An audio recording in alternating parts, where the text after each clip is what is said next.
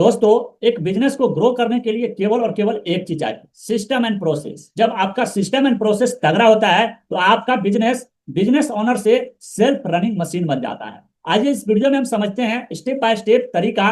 Total 6 point इस video में share करेंगे, जिसके माध्यम से आप बिजनेस ओनर से सेल्फ रनिंग मशीन कैसे बना सकते हैं। अपने बिजनेस को step by step complete clarity इस वीडियो में देने वाले हैं।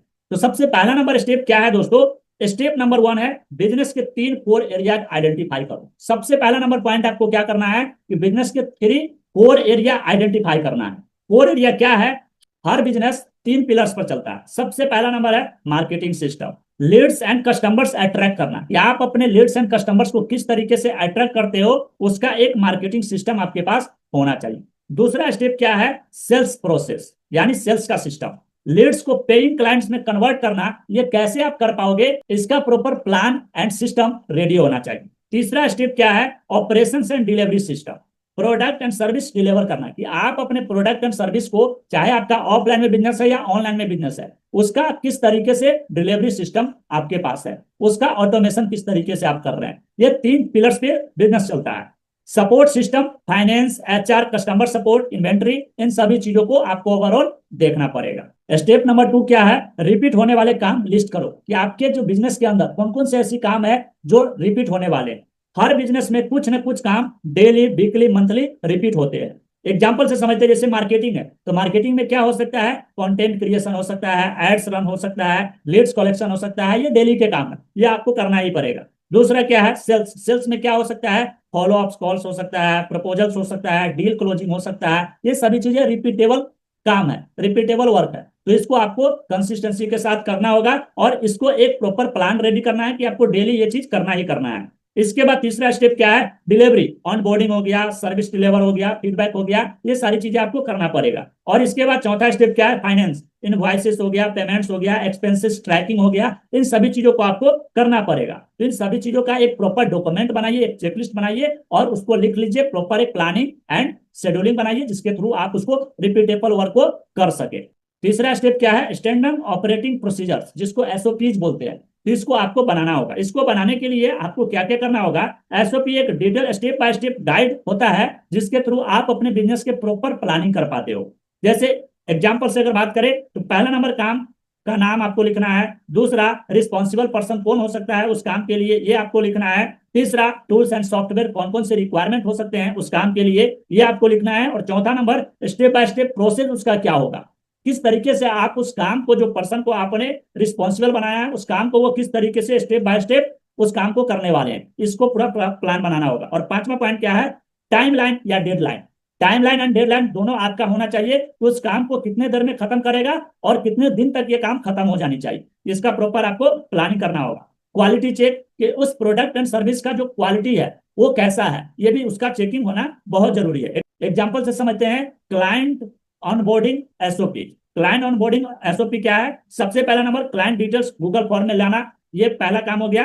दूसरा क्या हो गया? वेलकम ईमेल भेजना, टेम्पलेट आप रेडी कर सकते हैं उसके लिए और उसको वेलकम ईमेल आपने भेज दिया। तीसरा नंबर क्या है? कॉन्ट्रैक्ट सेंड करना, उसको कॉन्ट्रैक्ट सेंड कर सकते हैं। चौथा नंबर क्या है? व्हाट्सएप या स्लैक ग्रुप में ऐड करना, ये भी चीज आपको करना होगा। और पांचवा है किक ऑफ मीटिंग शेड्यूल करना। तो ये सारी चीजें आपको एक एसओपी में बनाना पड़ेगा। इसके बाद चौथा नंबर स्टेप क्या है? टूल्स एंड ऑटोमेशन यूज करना, कि आपका जो काम है, जो बिजनेस के अंदर आप करने वाले हो, उसका एक ऑटोमेशन सेट करना, यानी सिस्टम को स्मूथ बनाने के लिए आपको टूल्स का यूज करना होगा, जिसमें आप ऑटोमेट अपने बिजनेस को कर सकते हो। तो सबसे पहला नंबर है मार्केटिंग। मार्केटिंग के लिए आप हब स्पॉट कर सकते हो, मेलचिप कर सकते हो। ईमेल मार्केटिंग के लिए जैपियर हो गया, इंटीग्रेशन हो गया, नोशन क्लिक हो गया। प्लानिंग के लिए नोशन वगैरह जो आता है, एप्लीकेशन सॉफ्टवेयर सब है, उसके लिए आप प्लानिंग बना सकते हो। तो ये सभी चीजें आपको यूज करना होगा मार्केटिंग के लिए। सेल्स के लिए सीआरएम आपको यूज करना होगा। और ऑपरेशंस के लिए गूगल ड्राइव हो गया, नोशन हो गया, ट्रेलो हो गया, इन सभी चीजों को आपको यूज करना होगा प्रॉपर एक ऑटोमेट करने के लिए। इसके बाद नेक्स्ट स्टेप क्या है? फाइनेंस। फाइनेंस के लिए आपको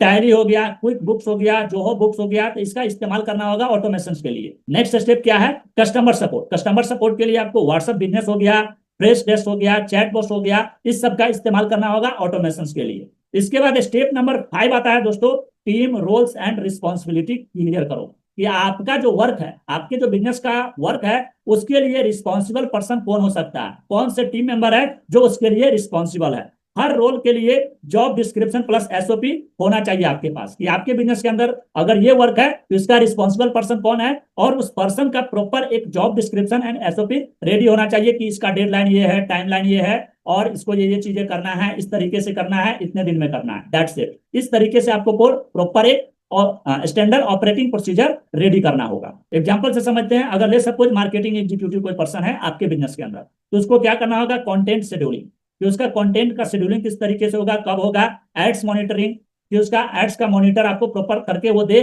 ताकि आप अपने बिजनेस को एक प्रॉपर देख पाओ, एक प्रॉपर ओवरव्यू ले पाओ कि कैसा परफॉर्मेंस उसका चल रहा है। लेट सपोज अगर कोई पर्सन सेल्स एग्जीक्यूटिव है, तो फॉलो अप वो ले रहा है, किस तरीके से ले रहा है, कैसा उसका रिस्पॉन्स जा रहा है, सीआरएम अपडेट्स किस तरीके से आ रहा है उसका सीआरएम में, तो वो सारी चीजें ओवरऑल जितना भी चीजें हैं उसको वो प्रॉपर आपको हैंडल करके दे और पूरा ऑपरेट करके दे, उसका प्रॉपर एक एल्गोरिथम पूरा रीड करके दे, जिससे कि आपको अपने बिजनेस में आगे ग्रोथ करने में उसको सहायता मिले। इसके बाद ऑपरेशंस मैनेजर हो गया, तो ये सारी चीजें आपको देखना होगा। स्टेप 6 में चलते हैं, मॉनिटरिंग एंड इंप्रूवमेंट, कि आपके बिजनेस के अंदर हर सिस्टम के लिए क्या है, केपीआई।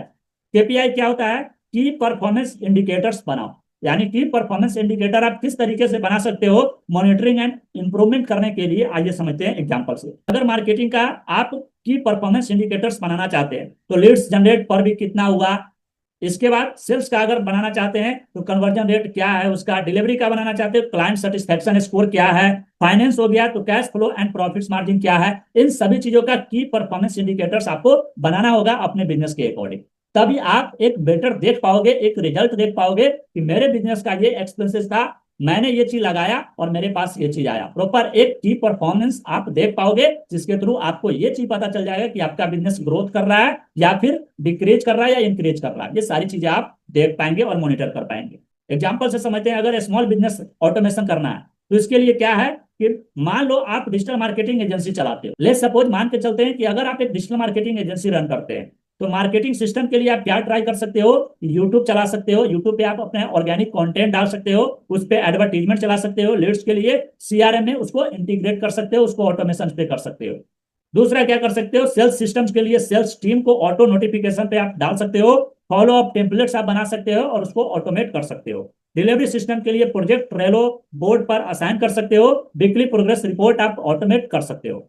इसके बाद फाइनेंस सिस्टम के लिए इनवॉइस ऑटो जनरेट कर सकते हो, पेमेंट रिमाइंडर्स ऑटो ईमेल्स भेज सकते हो, और पांचवा पॉइंट क्या है, सपोर्ट सिस्टम। ये सारी चीजें आप ओवरऑल कर सकते हो, व्हाट्सएप पे कर सकते हो, चैट बॉक्स पे कर सकते हो, ईमेल सपोर्ट आप दे सकते हो। तो इस तरीके से आपको सपोर्ट दे सकते हो।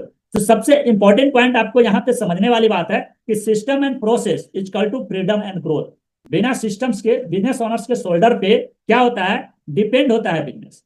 अगर सिस्टम होता है तो बिजनेस ओनर्स के कंधे पे, यानी जो बिजनेस ओनर है उसके कंधे पे ऑनर डिपेंडेंट बन जाता है, यानी कि उसके ऊपर जो है भार नहीं रहता है बिजनेस का, कि वो बिजनेस में कैसा परफॉर्मेंस कर रहा है, क्योंकि वो बिजनेस को पूरा ऑटोमेट कर चुका होता है। जब आप बिजनेस को पूरा फुल ऑटोमेशन करते हो तो आप बिजनेस में क्या है, इंडिपेंडेंट बन जाते हो, आपके कंधों पे भार नहीं रहता फिर। तो इस तरीके से आप क्या कर सकते हो, अपने बिजनेस को फुल ऑटोमेशन एंड एक सिस्टम्स एंड प्रोसेस बना सकते हो, जिसके माध्यम से आप अपने बिजनेस को ग्रोथ एंड स्केल कर सकते हो, और आप अपने बिजनेस में इन्वॉल्व नहीं रह सकते हो बल्कि इंडिपेंडेंट हो सकते हो। तो थैंक यू सो मच। उम्मीद करते हैं आपको वीडियो पसंद आया होगा। वीडियो पसंद आए तो लाइक करके चैनल को सब्सक्राइब कर लीजिए। इस तरीके की वीडियो देखने के लिए हम मिलते हैं किसी नेक्स्ट वीडियो में नेक्स्ट टॉपिक के साथ। तब तक के लिए बने रहे हमारे साथ।